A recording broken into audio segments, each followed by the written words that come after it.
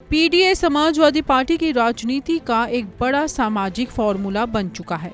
पिछड़ा, दलित और अल्पसंख्यक यानी 3 बड़े सामाजिक समूहों को एक साथ जोड़कर सपा ने खास तौर पर 2024 के लोकसभा चुनाव में अपनी राजनीतिक ताकत दिखाई। लेकिन अब अखिलेश यादव की राजनीति में ब्राह्मण समाज तक पहुंच बनाने की कोशिश भी दिखाई दे रही है। ब्राह्मण सम्मेलनों से लेकर नेताओं और सामाजिक प्रतिनिधियों से संवाद तक सपा की गतिविधियों ने इस चर्चा को तेज किया है कि पार्टी अपने पुराने सामाजिक समीकरण को और बड़ा करना चाहती है। इसी बीच मायावती ने पीडीए को पंडित से जोड़ते हुए अखिलेश पर हमला किया। मायावती का तर्क है कि बीएसपी के साथ ब्राह्मण समाज की बढ़ती नजदीकी से सपा परेशान है और इसी वजह से पीडीए में पंडित को जगह देने की कोशिश हो रही है। इस बयान ने यूपी की जातीय राजनीति में नई बहस खड़ी कर दी है, क्योंकि अब सवाल सिर्फ इतना नहीं है कि सपा ब्राह्मणों को अपने साथ जोड़ना चाहती है या फिर नहीं। सवाल ये है कि अगर ब्राह्मण वोट को पीडीए के सामाजिक समीकरण में शामिल करने की कोशिश होती है तो इसका असर बाकी वोट समूहों पर कितना पड़ेगा।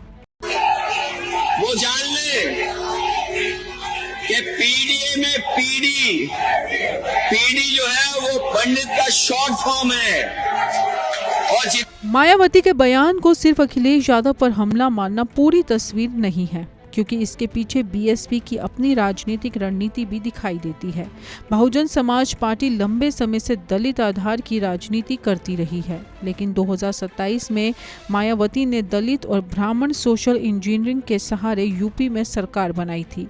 उस दौर में बीएसपी का नारा सर्वजन तक पहुंचान बनाने पर केंद्रित था और ब्राह्मण समाज के बड़े हिस्से को पार्टी के साथ जोड़ने की कोशिश हुई थी। अब 2027 से पहले मायावती एक बार फिर से सर्व समाज की राजनीति की बात कर रही है और समाजवादी पार्टी के ब्राह्मण आउटरीच पर सवाल उठा रही है। यानी बीएसपी के लिए ये सिर्फ सपा की आलोचना नहीं, बल्कि अपने पुराने सामाजिक फॉर्मूले को फिर से राजनीतिक चर्चा में लाने का मौका भी है। मायावती की कोशिश साफ तौर पर यह बताने की है कि ब्राह्मण समाज के लिए सपा की नई कवायद कोई नई राजनीति नहीं है, क्योंकि बीएसपी पहले ही दलित और ब्राह्मण गठजोड़ का प्रयोग कर चुकी है। ऐसे में यूपी की सियासत में अब मुकाबला सिर्फ इस बात का नहीं है कि कौन ब्राह्मणों को साधेगा, बल्कि इस बात का है कि कौन ब्राह्मण वोट को अपने बड़े सामाजिक गठबंधन का हिस्सा बना पाएगा।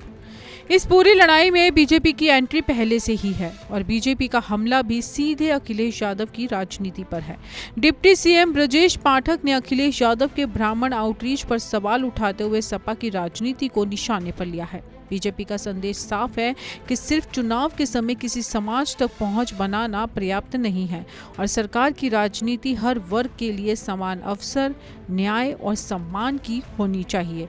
क्योंकि चुनाव नजरिए से देखें तो बीजेपी के लिए ये हमला सिर्फ ब्राह्मण समाज तक सीमित नहीं है। बीजेपी सपा के उस पूरे सामाजिक प्रयोग को चुनौती देना चाहती है जिसके जरिए अखिलेश यादव अपने पुराने पीडीए आधार के साथ नए सामाजिक समूह जोड़ने की कोशिश कर रहे हैं। यानी एक तरफ सपा अपने सामाजिक गठबंधन को फैलाने की कोशिश में है, तो दूसरी तरफ बीएसपी उस कोशिश की काट के तौर पर अपने पुराने सोशल इंजीनियरिंग मॉडल को सामने ला रही है और बीजेपी विपक्ष दलों के इस नए समीकरण को चुनावी चुनौती के तौर पर भी देख रही है। और यही वजह है कि ब्राह्मण वोट का मुद्दा अब यूपी की राजनीति में लगातार बड़ा होता जा रहा है।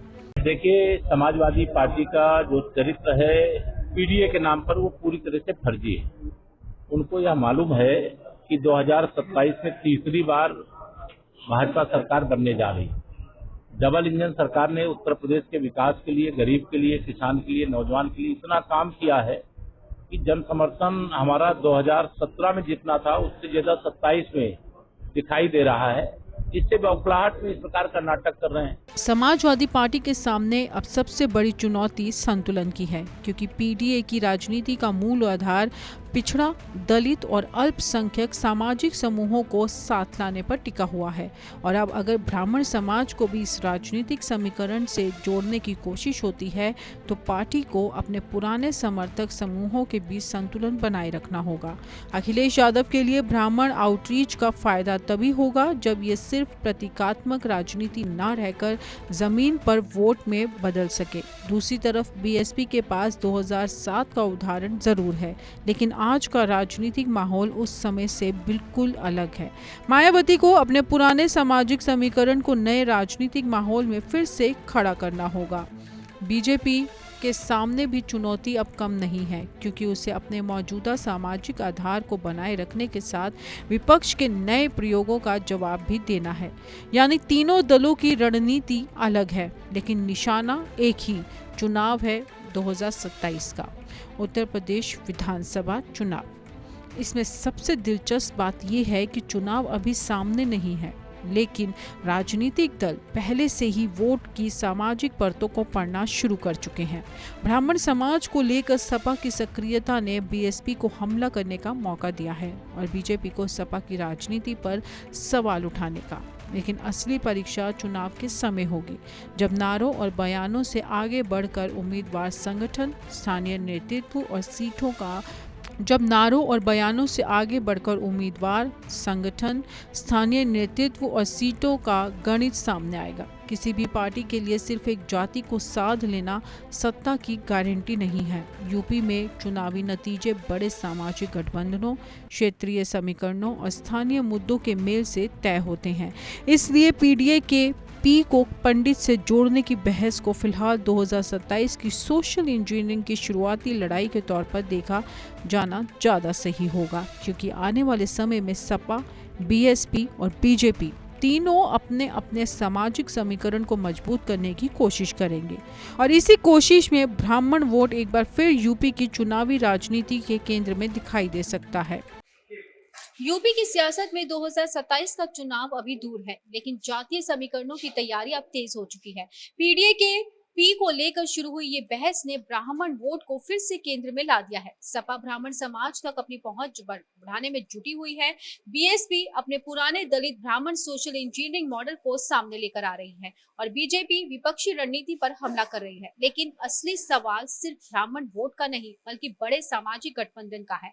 कौन पार्टी अलग अलग जातियों और वर्गों को एक साथ जोड़कर मजबूत वोट बैंक तैयार कर पाएगी, ये 2027 में यूपी की सत्ता का रास्ता इसी सामाजिक कड़ी से तय होगा। मैं मोनिका, कैमरा पर्सन पंकज के साथ, नोएडा, TV 100।